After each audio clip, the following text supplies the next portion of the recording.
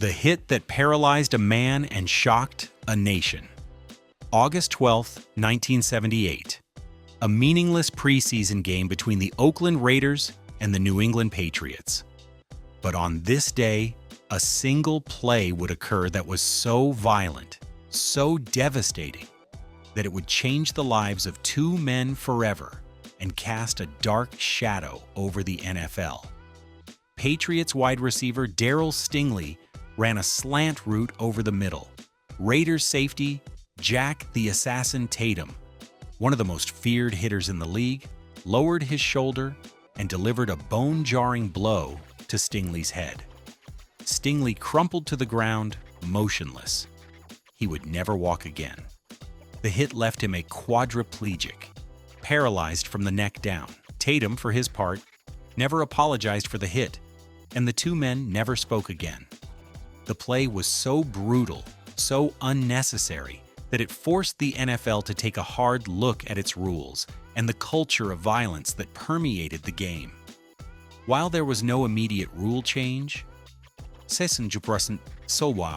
Stingley hit was the catalyst for the creation of the defenseless receiver rule, which protects players in vulnerable positions from vicious hits to the head and neck. It was a tragic and horrifying moment, a play that had no place in the game. But it was a necessary evil that ultimately made the game safer for future generations of players. The horse collar tackle, the tackle so dangerous it got its own name. Imagine being a wide receiver, running in the open field, and suddenly being yanked to the ground from behind like a rag doll. That was the reality of facing Dallas Cowboys safety Roy Williams in the early 2000s. Williams perfected a dangerous and controversial tackling technique known as the horse collar tackle, where he would grab a player from behind by the back of their shoulder pads and pull them down. The tackle was incredibly effective, but it was also incredibly dangerous. It put players at a high risk of serious leg and ankle injuries, as their bodies were pulled in one direction while their feet were planted in another. In the 2004 season alone, Williams' horse collar tackles caused serious injuries to several players, including Philadelphia Eagles star receiver Terrell Owens. The outcry from players and coaches was so loud that the NFL had no choice but to act. In 2005, the league banned the horse collar tackle, creating a new rule that is often referred to as the Roy Williams rule.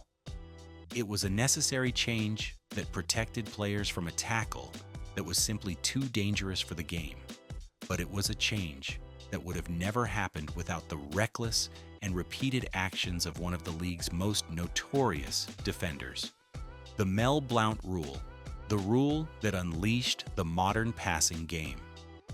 In the 1970s, the Pittsburgh Steelers' steel curtain defense was the most dominant force in the NFL. And the heart and soul of that defense was cornerback Mel Blount. At 6 feet 3 inches and over 200 pounds, Blount was a physical freak.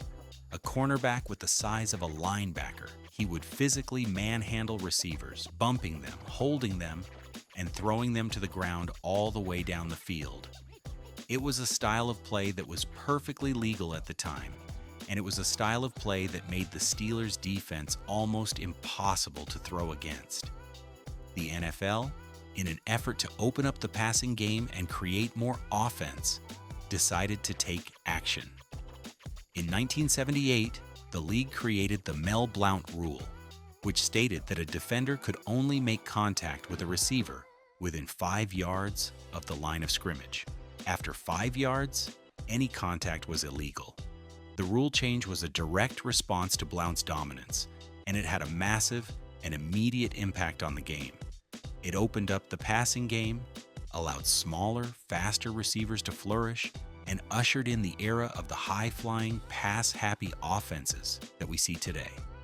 It was a rule change that was designed to stop one man, but it ended up changing the game forever.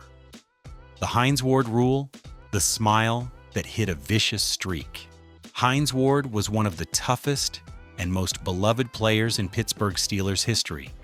He was known for his infectious smile, his fearless play over the middle, and his devastating blocks. But it was those blocks that ultimately led to a major rule change.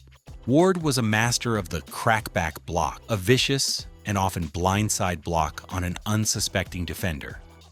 He would line up as a wide receiver, and then, as the play developed, he would come back towards the ball and deliver a bone-crushing block on a linebacker or defensive end. The blocks were legal at the time, but they were also incredibly dangerous. In 2008, Ward delivered a crackback block on Cincinnati Bengals linebacker Keith Rivers that broke Rivers' jaw and ended his season. The hit was so brutal, so unnecessary, that it sparked a league-wide debate about the legality of blindside blocks. The following season, the NFL created the Hines Ward rule, which made it illegal for a player to deliver a blindside block with their helmet, shoulder, or forearm to the head or neck area of a defenseless player.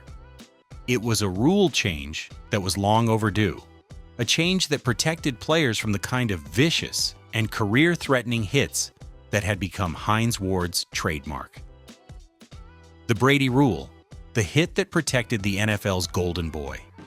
In the 2008 season opener, the NFL's worst nightmare came true. New England Patriots quarterback Tom Brady, the reigning MVP and the face of the league, was hit low by Kansas City Chiefs safety Bernard Pollard. Brady's knee buckled, and he tore his ACL, ending his season. The hit was legal at the time, but it was a devastating blow to the league and a wake-up call that more needed to be done to protect quarterbacks. The following season, the NFL created the Brady Rule, which made it illegal for a defender who was on the ground to lunge at a quarterback's knees. The rule was a direct response to the Brady injury, but it was also an extension of a rule that had been put in place a few years earlier after another Steelers player, Kimo von Oelhoffen, had injured Bengals quarterback Carson Palmer with a similar low hit in a playoff game. The Brady Rule was a clear message from the league. Quarterbacks are the most valuable asset in the NFL, and they will be protected at all costs. It was a rule change that was born out of a devastating injury to the league's biggest star. A change that has made the game safer for quarterbacks, but has also led to a new wave of controversy surrounding the ever-expanding definition of roughing the passer. The hip drop tackle, the tackle that became too effective. The most recent example of a play being banned because of its effectiveness and its potential for injury is the hip drop tackle. The tackle, which involves a defender grabbing a ball carrier from behind, swiveling their hips, and then dropping their full body weight on the ball carrier's legs, became increasingly popular in recent years. It was a highly effective way to bring down bigger, stronger players, but it also resulted in a high number of serious leg and ankle injuries. In the 2023 season, several high-profile players, including Baltimore Ravens tight end Mark Andrews, were injured on hip drop tackles. The NFL, citing player safety concerns, banned the hip drop tackle in the 2024 offseason. The rule change was met with a mixed reaction. Many players and coaches argued that the tackle was a fundamental part of the game and that banning it would make it even harder for defenders to do their jobs. But the league, armed with data that showed a significantly higher injury rate on hip drop tackles, stood firm. The ban on the hip drop tackle is a perfect example of the NFL's ongoing struggle to balance player safety with the physical nature of the game. It is a rule change that will undoubtedly lead to more penalties and more controversy, but it is a change that the league felt was necessary to protect its players from a tackle that had simply become too dangerous. The chop block, the knee wrecker that had to go. For years, the chop block was a legal and widely used technique in the NFL. It was a play where one offensive lineman would block a defensive lineman high, while another offensive lineman would block the same defender low, at the knees or below. It was a devastatingly effective way to neutralize a dominant pass rusher, but it was also a play that was responsible for a countless number of gruesome knee injuries. Defensive linemen, who were already engaged with a blocker high, were completely defenseless against a low block they couldn't see coming. The play was a knee wrecker, a career ender, and it was a play that defenders absolutely despised. The NFL began to phase out the chop block over the years, banning it in certain situations, but it wasn't until 2016 that the league finally banned the chop block completely. The rule change was a major victory for player safety, and it was a change that was long overdue. It was a rule change that was made to protect the league's most valuable assets, the players, from a play that was simply too dangerous to be a part of the game. The helmet-to-helmet hit.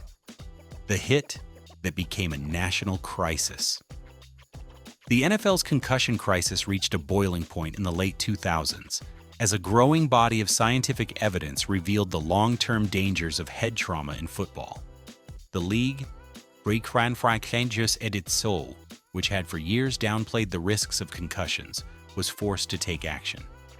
One of the most significant changes the league made was the creation of a series of rules designed to eliminate helmet-to-helmet hits.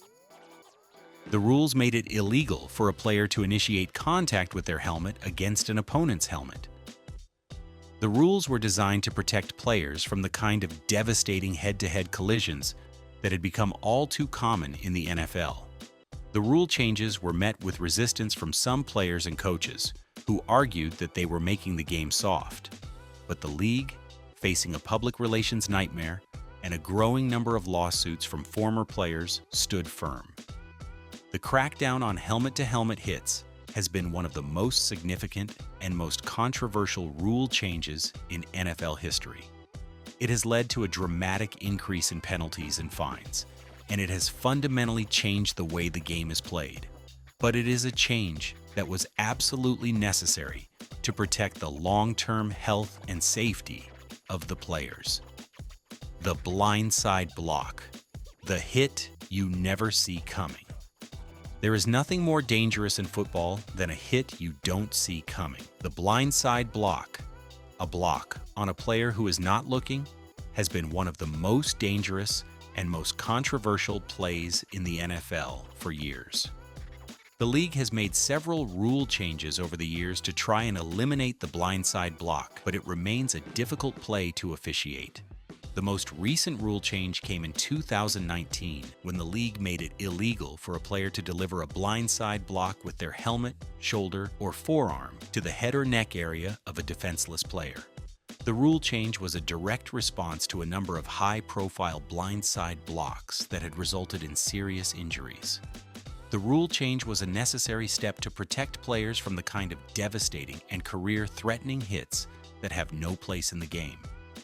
But it is a rule change that has also led to a great deal of confusion and controversy, as players, coaches, and fans struggle to understand what is and is not a legal blindside block.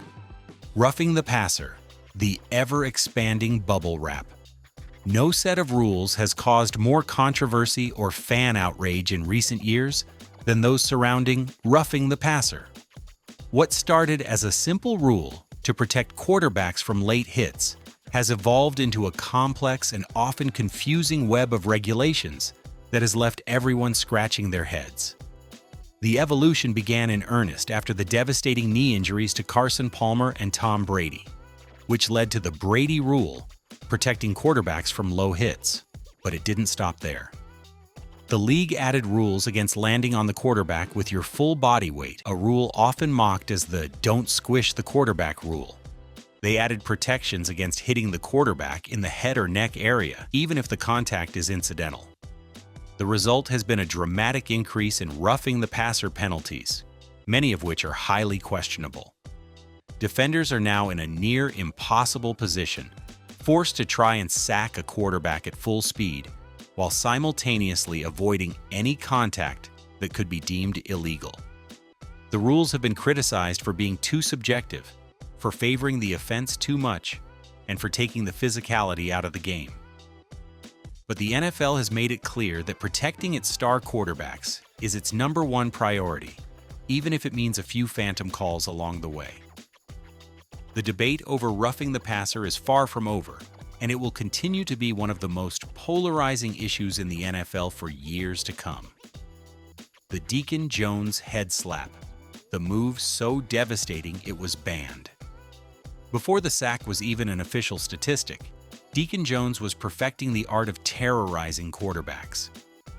The legendary Los Angeles Rams defensive end was a force of nature, but his most famous and most feared move was the head slap.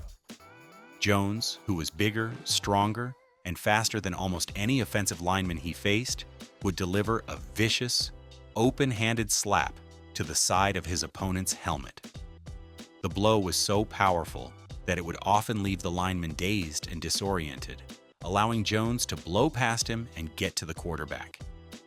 The head slap was a brutal and effective move, and it was perfectly legal at the time. Jones used it to become one of the most dominant defensive players in NFL history, unofficially racking up an estimated 173.5 sacks in his career. But the move was also incredibly dangerous. It led to countless concussions and other head injuries, and it was a clear example of the kind of violent and unnecessary play that the NFL was trying to eliminate. In 1977, the NFL finally banned the head slap, a rule change that was a direct response to Jones's dominance and the growing awareness of the dangers of head trauma. The head slap is now a relic of a bygone era, a move that is remembered as both a symbol of Deacon Jones's greatness and a reminder of a time when the NFL was a much more brutal and dangerous game.